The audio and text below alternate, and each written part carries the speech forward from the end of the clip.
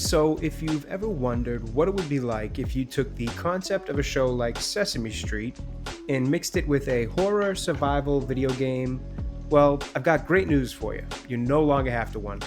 My Friendly Neighborhood is a new game that honestly is kind of exactly what I just explained, as weird as that concept may sound. It's a horror survival game that takes place in the abandoned studio of a puppet styled show, where you play as a repair worker who's tasked with going to the studio to shut down the last remaining broadcast of the show, only to find out that the studio isn't as abandoned as he may have thought it was. Now, while the game does a few things right, it certainly has some issues. However, at the very least, it's an interesting concept. The idea of using a puppet television show studio as the backdrop of a horror survival game is such an interesting choice. On one hand, it just seems so random and something that I don't think many people would have ever expected as a game, so the choice to make a game that way almost seems a little bit risky. But on the other hand, it's actually really smart because it's so random and so different that it really stands out among other games in the genre, which could potentially be something that draws new players to the game in the first place. Personally, for me, that's what got me to try it, so I can definitely see that being the case. But having the idea to do it is one thing, actually successfully pulling it off is another. And I'd say they do a pretty good job with it. The detail in creating the world is definitely one of the strengths of the game. From the sets and buildings you explore to the little things like the saving system being an old school time card punch-in type of system, or even the character using a toolbox as an inventory system, there's a lot of little details that make you enjoy the experience of playing and appreciate the thought that went into it. And then I'd say one of the other main strengths of the game is probably the puzzles. I really enjoyed the range of difficulty that they had. Some were certainly easier than others to solve, but so far they've been fun to work through. Now, in terms of the issues that I've noticed so far, they aren't anything that I don't think the developers can't fix as they continue to support the game. But as the game is now while making this video, there are definitely things that hurt the gameplay experience for me. The worst issue for me so far has to be the combat system. It just feels really clunky and like it needs some work. The use of melee weapons doesn't feel smooth or satisfying.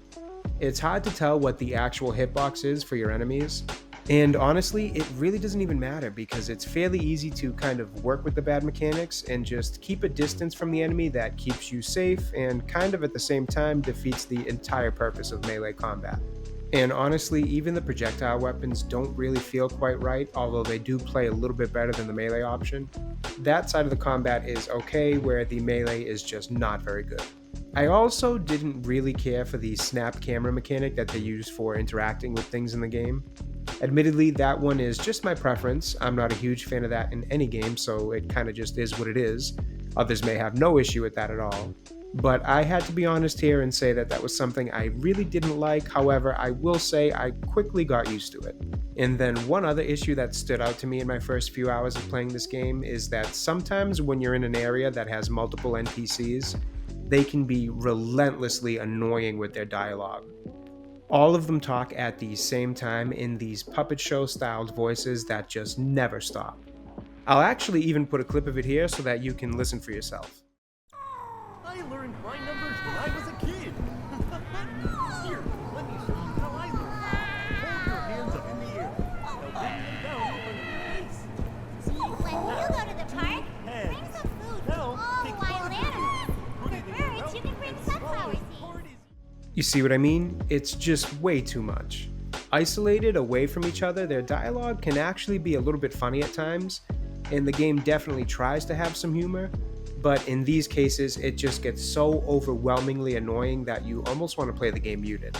Now, I'm only a few hours into the game, so I still want to play some more and find out more about the story as I make my way to the end, but that's kind of where I am with it now on the first impressions. I don't really see those issues changing as the game goes on, but I do think that the experience could get better as the story develops and I get to see what else the game has to offer. But overall, it's a game that I think had a really creative idea, and it has a foundation that it can work off of. However, it needs some work to be a better game. As it stands now, it's an okay game that's weighed down by its issues, and I'd love to see the developers correct some of those issues because I do think that there's a good game in there, it just needs some work. Now, as far as a recommend or not, I'd say that as of right now, I wouldn't recommend it at the current price point that I'm seeing, which is about $30. That just feels like a little too much for this game as it is.